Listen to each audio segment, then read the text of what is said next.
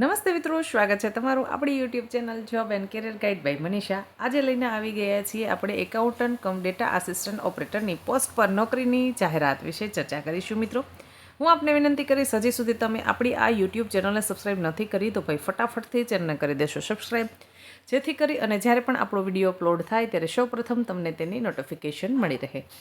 નાયબ નિયામક આરોગ્ય અને તબીબી સેવાઓ અમદાવાદ ઝોન હસ્તકના જિલ્લા સુરેન્દ્રનગર સામૂહિક આરોગ્ય કેન્દ્ર શાયલા ખાતે 11 માસના કરાર આધારિત નોકરી માટેની જાહેરાત બહાર પાડવામાં આવેલી છે, જેમાં નેશનલ હેલ્થ મિશન પ્રોજેક્ટ અંતર્ગત આ નોકરી છે એ તમારે મળવાપાત્ર થશે. 11 માસના કરાર આધારિત આ નોકરી છે. તારીખ 29/9/2025 તારીખ 10/10/2025 સુધી તમે ઓનલાઈન અરજી કરી શકો છો. મહિને મિત્રો તમે 20,000 રૂપિયા પગાર ચૂકવવામાં આવશે. પોસ્ટનું નામ વાત કરવામાં આવે તો accountant cum data assistant operator. શૈક્ષણિક લાયકાતની વાત કરવામાં આવે તો માન્ય યુનિવર્સિટીમાંથી તમે વાણિજ્ય સ્નાતક એટલે કે બીકોમ સાથે કોમ્પ્યુટર એપ્લિકેશનમાં ડિપ્લોમા સર્ટિફિકેટ કોર્સ, ગુજરાતી તથા અંગ્રેજી ટાઈપિંગ સ્કિલ તમારામાં હોવી જોઈએ.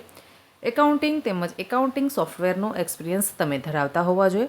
ઓફિસ મેનેજમેન્ટ તથા ફાઇલિંગ સિસ્ટમની જાણકારી વાણિજ્ય અનુસ્નાતકને પ્રાધાન્ય આપવામાં આવશે. ઓછામાં ઓછો તમારા પાસે 1 વર્ષની કામગીરીને લગતો એક્સપિરિયન્સ હોવો જોઈએ. કુલ જગ્યા 1 છે, એટલે કે ભાઈ મિત્રો તમે બીકોમ કરેલું હોવું જોઈએ અને તમારા પાસે કોમ્પ્યુટરનું નોલેજ હોવું જોઈએ. જો તમે છે એ કોમ્પ્યુટરનું નોલેજ ધરાવો છો, તમને ગુજરાતી અને અંગ્રેજી ટાઈપિંગ આવડે છે, તમને છે એ મેલ છે, વર્ડ છે, એક્સેલ મેલ મોકલવાના, પછી MS વર્ડ છે, MS એક્સેલ છે, MS પાવરપોઈન્ટ છે, જો આ બધા જ સોફ્ટવેર પર તમને કામ કરતા આવડે છે તો તમે એપ્લાય કરી શકો છો. તમારી ઉંમર છે એ વધુમાં વધુ 40 વર્ષ સુધીની હોવી જોઈએ. 40 વર્ષથી વધારેની જો તમારી ઉંમર છે તો તમે અરજી કરી શકશો નહીં.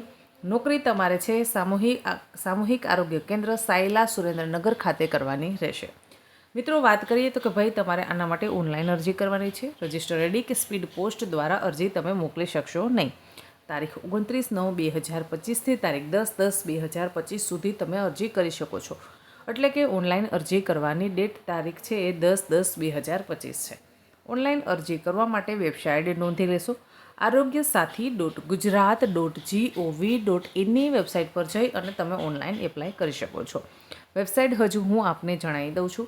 aarogyasathi.gujarat.gov.in વેબસાઇટ પર જઈ અને તમે ઓનલાઈન અરજી કરી શકો છો. જ્યારે પણ મિત્રો તમે ઓનલાઈન અરજી કરો છો ત્યારે તમારે તમારા બધા જ ડોક્યુમેન્ટ તેના અંદર સ્કેન કરી અને અપલોડ કરવાના રહેશે.